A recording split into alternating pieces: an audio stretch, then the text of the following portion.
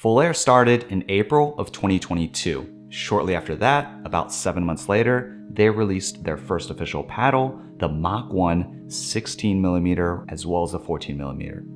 Since then, one of the co-founders, Julian Arnold, went on to use that paddle to win MLP Mesa as well as become the MVP of the event. When the paddle was released, Julian came out and mentioned a couple of the key points that were involved in the development of the paddle. Things like grit, weight distribution, control, and the grip. Julian pointed out that he doesn't want an extremely poppy paddle, nor does he want a marshmallow either. So with all that being said, knowing that he stands behind the paddle and uses it, does carry some weight. So as far as the paddle metrics go, the weight came in at 7.8 ounces and the length came in at 16.25 inches. The specs are very similar to the Mach 1 as far as like the average weight, the length. So you're probably wondering what's the big difference. There's two key points here. The Forza is 1, a unibody, and 2, thermoformed.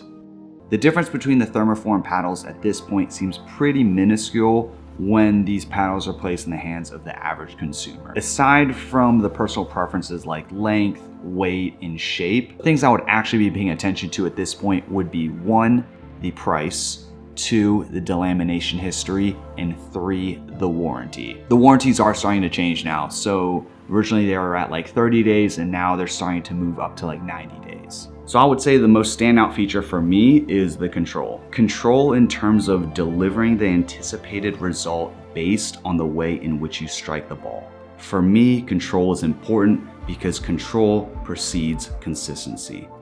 If you watched my review of Pickle's Elite 40 ball and know that this channel started with interviewing founders, you know I enjoy diving into the history of the company, just exploring what makes this business, the brand, who's behind it. So in case you didn't know, Volair has 2 co-founders, Julian Arnold and Ryan Cohen. Ryan, who I spoke to on the podcast, he was actually my second guest. He and Julian go way back, like I'm pretty sure back to high school, back when they lived in San Luis Obispo. Their initial goal though for Volair was to provide a high-level product included with some novelty items like the Volair push button and the gift box. So they're trying to incorporate different offerings from outside the industry and bring it into pickleball. When I spoke to Ryan on the podcast, which seems like a very long time ago, he did say that he and Julian both noticed an inadequacy in the way business is conducted in pickleball, mostly as far as affiliate programs and the relationships with players, sponsoring them and managing the relationship.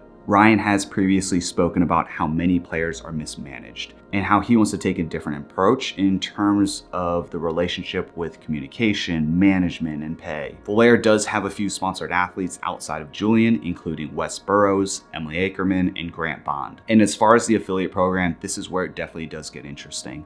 Take a look around at the commission payout for the various paddle brands. You'll probably start to see that at least 90% of them start at 10%, right? Well, Volair's starting commission is 15%, and it bumps up to 20% after you make $3,500 in paddle sales. You also get a Volair paddle bag after you sell 10 paddles, but you won't get the white one because that's only for Julian. At the end of the day, I do genuinely like this product.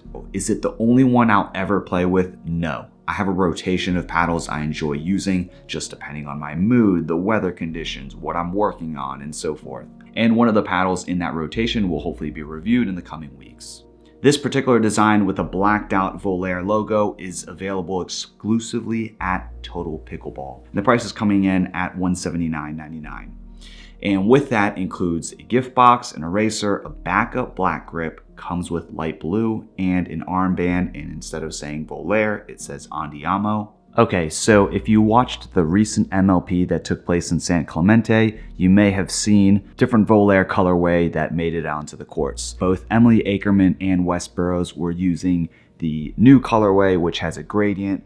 I think it's really neat, it's really cool, it stands out. I think the black was a little bit tougher to see, so with this, it gives it a little bit more pop. The only difference is really just the colorway, everything looks the same still.